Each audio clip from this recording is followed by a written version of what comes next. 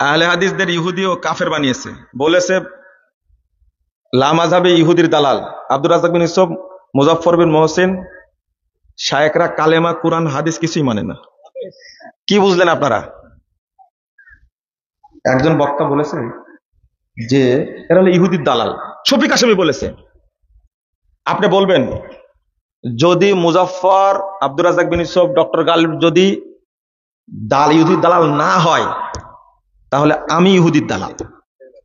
এতটুকু বললেন কেন বাক্যটা? এই শুনেন, বাক্যটা এতটুকু হবে কেন বলবেন স্পষ্ট।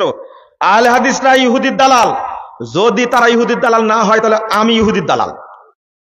বলেন তো দেখি, যদি সাহস থাকে বলেন। যদি আহলে হাদিসরা ইহুদির দালাল না হয় তাহলে আমার বোতালাক। এতটুকু বলেছি কি? আগামী দিনে বলতে বলবেন দেখি পারে কিনা। বুঝেন না কথা?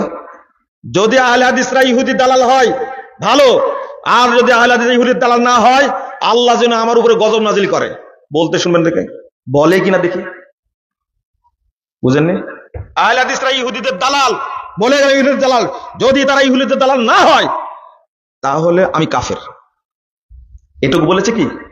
এতটুকু না। আমি মুফতি শফি সাহেবকে বলছি, আপনার মাজায় যদি বল থাকে কালকে ভিডিও করে এই কথাগুলো বলবেন, জাতি শুনতে চাই, জাতি শুনতে চাই। আপনি বলবেন, আপনাকে বড় বড় কেতাব নিয়ে ধোকা দেওয়ার দরকার নাই, কথাগুলো বললেই হবে, প্রমাণ হবে। বলতেই চাই, আহলে হাদিসদের ফতোয়া চেঞ্জ হয় না, ফতোয়া চেঞ্জ হয় 54 বছর পরে আপনাদেরই।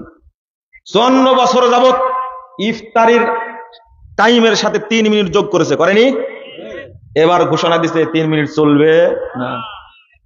54 বছর যাবত আহলে হাদিসরা এইভাবে ইফতার করে, সূর্য ডুবে যায় ইফতার করে, করে না? আহলে হাদিসরা 8 রাকাত 10 রাকাত তারাবি পড়ে, চিরদিন পড়ে, এখনো পড়ে। মক্কায় মদিনায় 20 রাকাত হতো, এখন কয় রাকাত হয়? 10 রাকাত হয়। চেঞ্জ হয়েছে মক্কার আমল, আমরা চেঞ্জ করিনি। বুঝেন কথা? বুঝেন কথা? কি বুঝতে পারছেন আপনারা?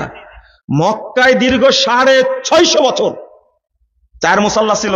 হানাফি, শাফি, মালিকি, হাম্বলি মুসাল্লা ছিল, মোহাম্মদী মুসাল্লা ছিল না। 103 বছর আগে মক্কা থেকে 4 মুসাল্লা উৎখাত। কথা বুঝতে পারছেন? আরো চেঞ্জ হবে, আপনি শুধু তাকায় দেখেন ইনশাল্লাহ।